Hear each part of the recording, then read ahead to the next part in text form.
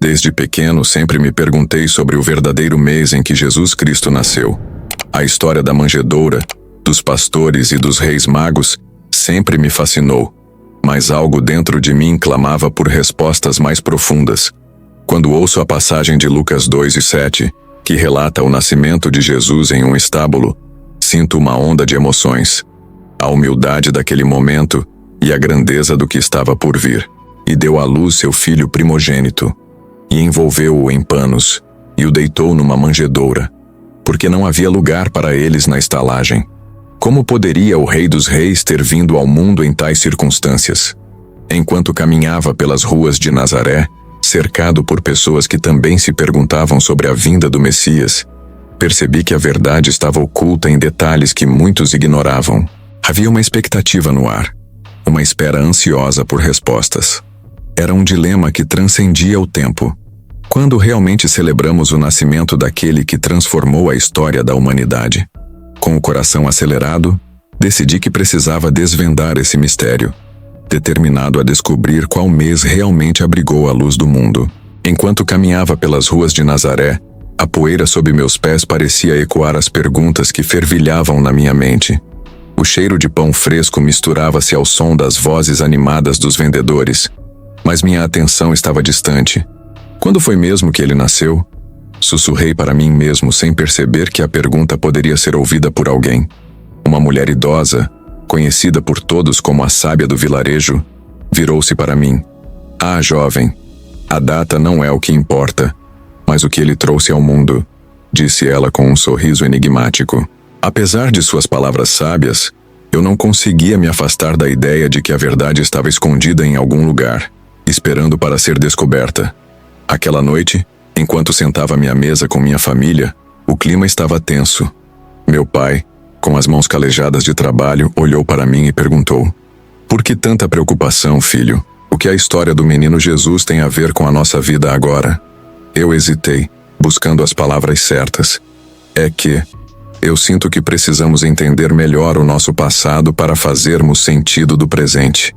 Ele franziu a testa, claramente confuso, mas não insisti mais. Naquela mesma noite, enquanto as estrelas brilhavam intensamente, lembrei-me das palavras de Isaías: "Porque um menino nos nasceu, um filho se nos deu." Isaías 9:6. A grandeza do que estava por vir contrastava com a simplicidade do momento em que ele veio ao mundo. O dilema parecia maior do que eu imaginava. O que significava para nós, Nazaré, a vinda do Messias? O dia seguinte trouxe novas dúvidas. Ao me encontrar com amigos na praça, um deles disse: "Você já pensou nas dificuldades que Maria e José enfrentaram? Não havia lugar para eles e ainda assim ali estava o Salvador." Eu concordei, mas minha mente não parava. O que significava isso para nós hoje? A humildade da manjedoura me tocava, mas a busca pela verdade me empurrava a ir mais fundo. As conversas continuavam e uma inquietação crescia em meu peito. Eu precisava entender. A determinação de desvendar o mistério do nascimento de Jesus tornou-se minha missão. O dilema estava claro. Seria a data um mero detalhe, ou haveria algo mais profundo por trás disso tudo? A resposta parecia estar além do que se via à primeira vista, e eu estava decidido a encontrá-la, mesmo que isso significasse enfrentar as incertezas e os desafios que viriam pela frente.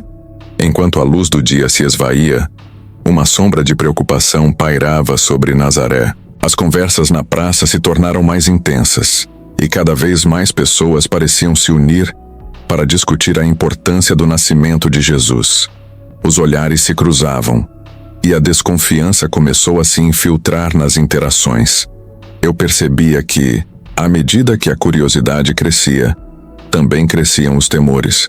Os rumores de que o rei Herodes havia ordenado um censo para controlar o povo ecoavam por entre as casas. "Vinde a mim, todos os que estáis cansados e sobrecarregados, e eu vos aliviarei." Mateus 11:28. Lembrei-me das palavras que Jesus um dia diria. Mas quem naquela realidade se sentia aliviado? O peso da responsabilidade de compreender a vinda do Messias parecia esmagador.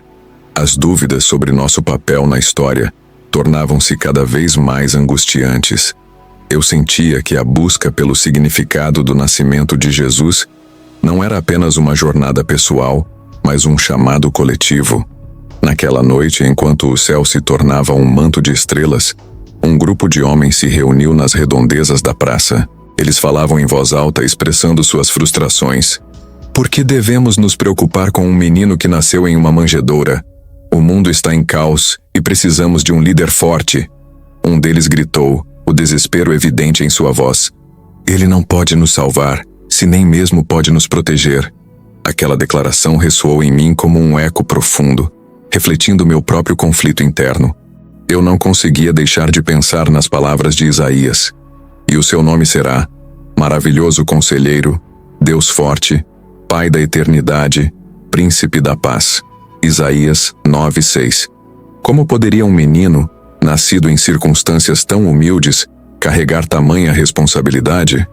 Minha determinação em buscar a verdade agora se transformava em um peso, como se cada passo que eu dava na direção da resposta me levasse a um abismo de incertezas. As tensões aumentavam, e a luta interna que eu enfrentava se entrelaçava com as inquietações de todos ao meu redor.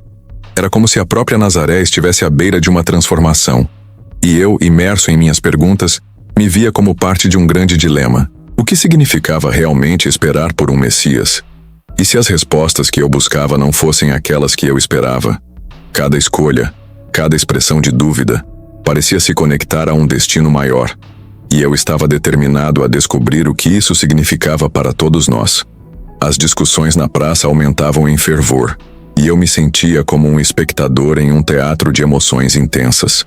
O tumulto das vozes ao meu redor ecoava em minha mente, enquanto eu lutava para encontrar um significado em meio à confusão. A pressão se tornava insuportável, e eu sabia que precisava tomar uma decisão.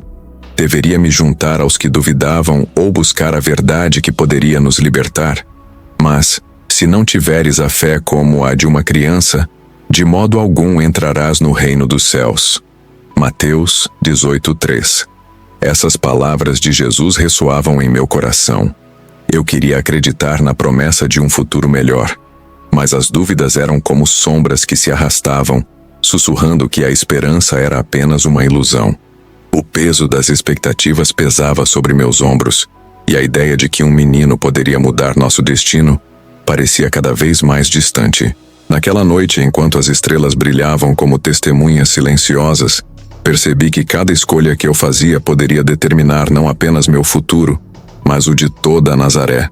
Ao me afastar da multidão, vi um grupo de mulheres reunidas, suas faces marcadas pela preocupação. Eis que uma virgem conceberá e dará à luz um filho, e lhe chamarão pelo nome de Emanuel. Isaías 7:14. Uma delas murmurou. As palavras eram um lembrete poderoso do que estava por vir, mas a incerteza que permeava o ar tornava difícil acreditar.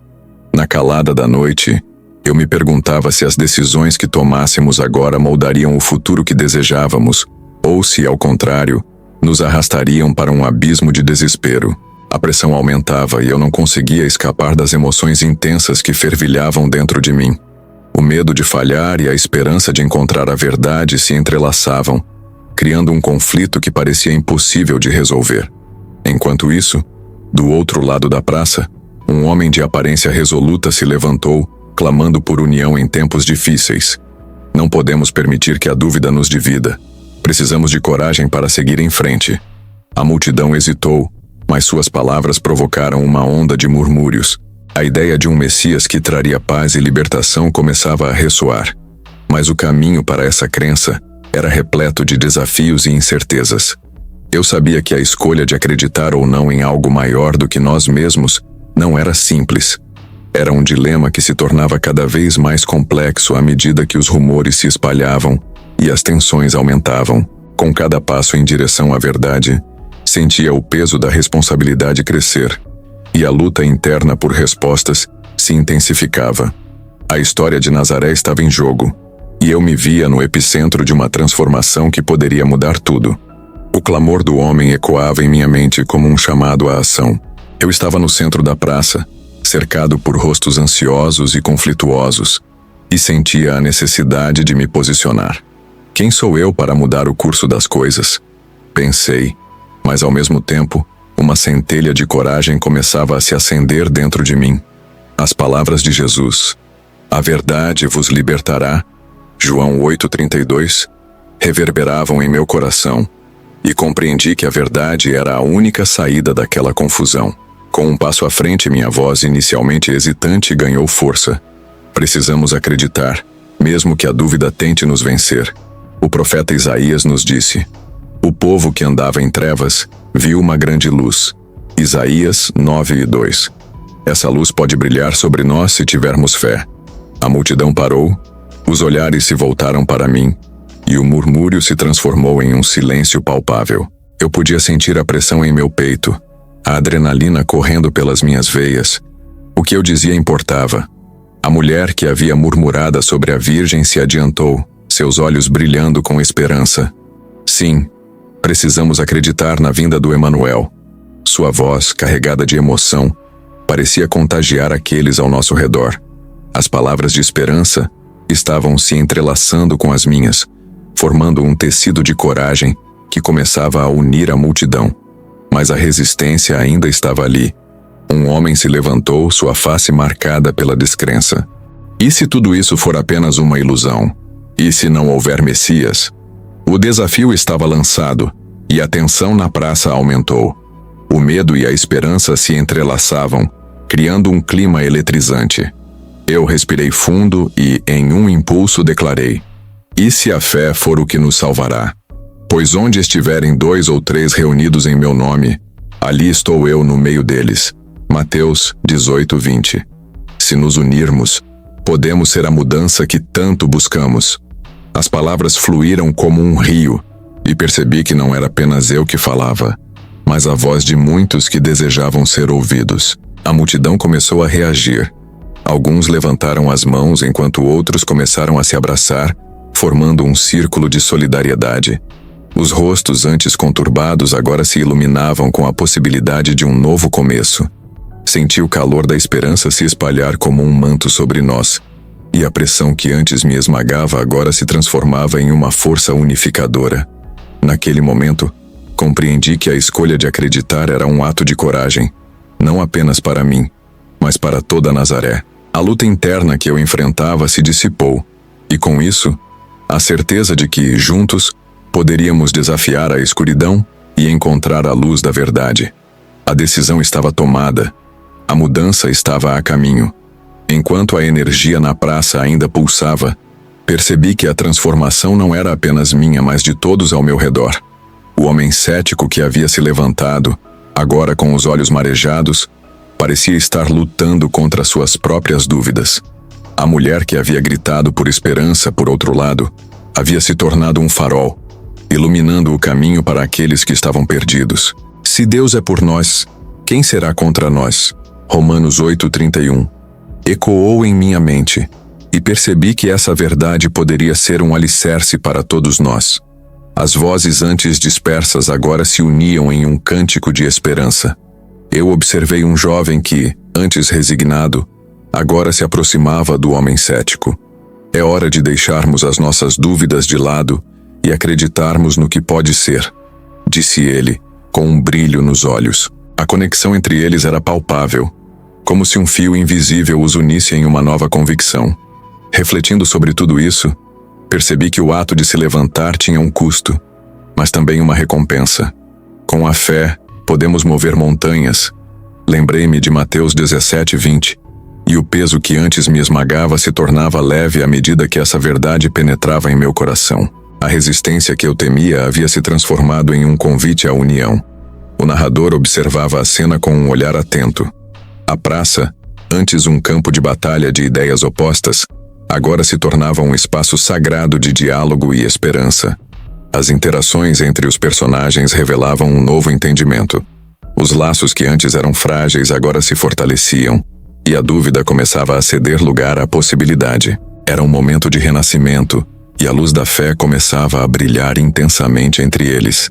Enquanto a energia na praça se dissipava, os personagens começaram a se dispersar, mas não sem antes trocarem olhares cheios de compreensão e um novo propósito. O homem cético, agora transformado, estendeu a mão para o jovem, e ambos se abraçaram, simbolizando a superação das suas diferenças. A mulher, ainda radiante, olhou para o céu e murmurou: "Obrigado, Senhor, por nos guiar neste caminho." A cena era de pura unidade, como se o próprio Espírito Santo estivesse presente, unindo corações e mentes. Em tudo isso somos mais que vencedores, pensei, lembrando de Romanos 8:37. A praça, que antes era apenas um local de desconfiança, agora se tornara um espaço sagrado, onde a fé floresceu. Cada um deles, ao retornar para suas vidas, levava consigo uma nova luz, uma certeza renovada de que, com fé, tudo é possível. E tudo o que pedirdes em oração, crendo, o recebereis. Ecoou em minha mente, conforme Mateus 21:22. Ao refletir sobre essa jornada, percebi que o verdadeiro milagre não estava apenas nas mudanças individuais, mas na transformação coletiva. A fé compartilhada podia mover montanhas, como prometido em Mateus 17:20. O que antes era um desafio se tornara uma oportunidade de crescimento espiritual. O narrador observou a cena com gratidão. A praça, que testemunhou a luta e a dúvida, agora era um testemunho da graça divina. A moral da história se tornava clara.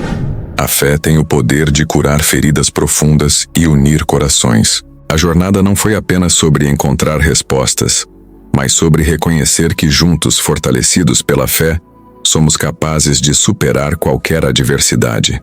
Assim, a transformação que começou em um só coração, agora ressoava em todos. Uma sinfonia de esperança e amor. Enquanto observava a praça agora repleta de luz e esperança, uma onda de gratidão me invadiu.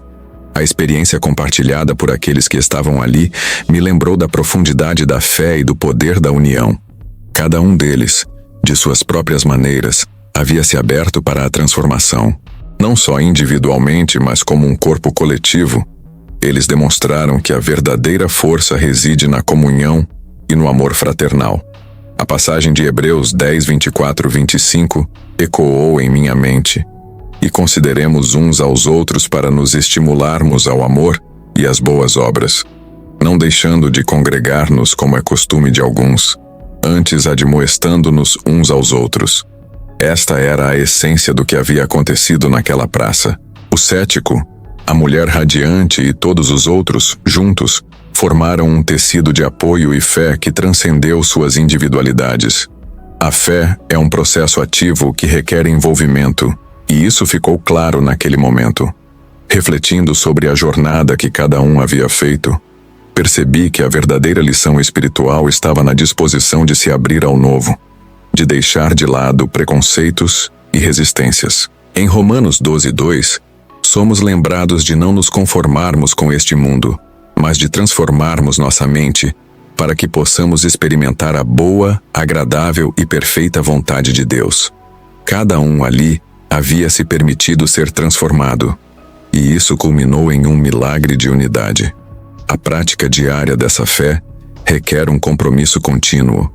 É preciso lembrar que a vida é um campo de oportunidades para exercitar a fé e o amor. Em Gálatas 5:22-23, Paulo nos ensina sobre o fruto do Espírito: amor, alegria, paz, longanimidade, benignidade, bondade, fidelidade, mansidão e domínio próprio.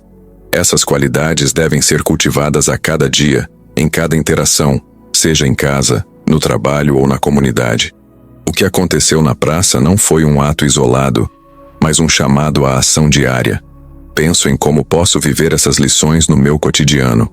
Cada interação com o próximo é uma oportunidade de refletir a luz que agora carrego. O amor que recebi deve ser compartilhado, e a fé que floresceu em meu coração deve ser o combustível para minhas ações. Em Tiago 2:17, é dito que a fé, se não tiver obras, é morta. Portanto, é essencial que eu busque maneiras de viver essa fé, sendo um instrumento de paz e unidade, como o grupo que se formou na praça. O narrador, por sua vez, observava a cena com um olhar cheio de esperança. Ele compreendeu que a moral da história não estava apenas na transformação individual, mas na importância da comunidade. A fé, quando compartilhada, torna-se uma força poderosa, pensou ele. A verdadeira transformação acontece quando nos unimos para servir ao próximo, para amar incondicionalmente e para nos apoiar mutuamente em nossas jornadas. Ele sabia que a vida traz desafios, mas a história da praça era um lembrete de que juntos somos mais fortes. Em Eclesiastes 4, 9 e 10, está escrito que é melhor serem 2 do que 1, porque tem melhor paga do seu trabalho. Se um cair, o amigo pode ajudá-lo a levantar-se. A união em torno da fé não apenas oferece suporte, mas cria um ambiente onde milagres podem acontecer. Portanto, a lição prática que o narrador deixou para o público era clara: busquem a comunhão, ofereçam apoio e sejam agentes de transformação em suas comunidades. A fé é mais do que uma crença, é uma ação viva que deve se manifestar em amor e solidariedade. E assim, a história da praça se tornaria um eco de esperança, um chamado à ação e um testemunho da luz que brilha mais intensamente quando compartilhada. Que cada um de nós possa levar essa luz para onde formos, lembrando sempre que juntos podemos superar qualquer adversidade.